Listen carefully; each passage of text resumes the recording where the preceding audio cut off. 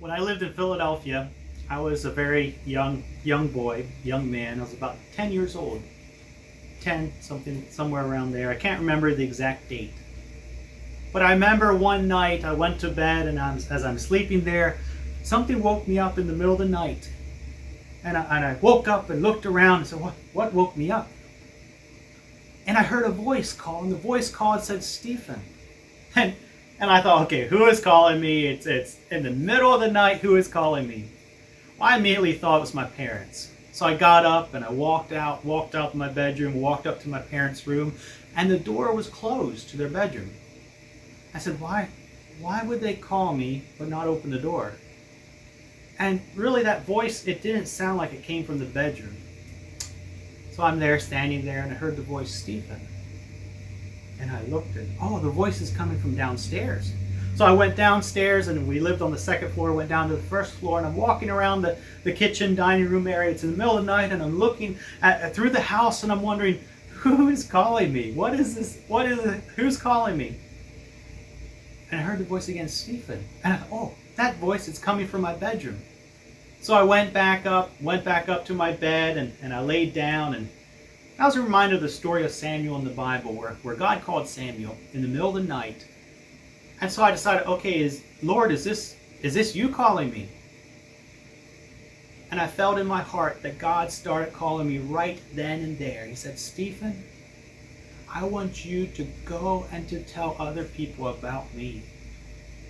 And I was only 10 years, 11 years. I didn't fully understand what that calling meant. He said, I want you to go to Asia and tell the world about my son. And I knew in my heart that right then and there, God was calling me to be a missionary. And after that voice called me, and I knew in my heart what it wanted me to do, I looked out the window. And remember, it's in the middle of the night. Looked out the window, and I saw the neighbor's house. And the neighbor's house, it was a brick house. On the side of the wall, it was a brick wall. There was no, on the side of the house, from my window, I could see the side of this brick house. There was no windows in that house. But as I looked out that window that night, my window that night at this brick wall, big brick wall, I saw a window open up in that house. And I looked at that, I remember thinking, I don't remember there being a window there before. And as I looked into the window in the neighbor's house, I saw in that window there was a little girl. And she just opened the window. She had a small light in her hand. And she looked out and she pointed the light up and pointed the light around. It was a very small light. And then the window went shut. And I looked again, the window opened again, and here was the same girl. But this time, she was hanging there from a rope from the ceiling, for she had committed suicide. And I looked at that and I said, I should call the police. I should tell somebody about this. What is this? What is happening here? Then the window went shut. And I looked and it opened again. And this time the little girl was gone. But there was lots of people in the house. Some were partying. Some was listening to music. And the music, I could hear the music from my bedroom. And I looked and there was lots of people there.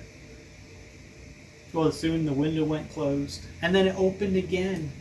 And this time there was a great multitude in the house of people, almost as far as I could see in that room. And I wondered, as a 10, 11-year-old boy, I wondered, how could they fit all those people in that room? You know, I don't know the meaning or the purpose of that dream. But I believe the purpose goes hand in hand with the calling that God put upon my life, and the calling that God has put on every Christian person's life to go and to be a light to the world. We're all called to go and make disciples. Brothers and sisters, go.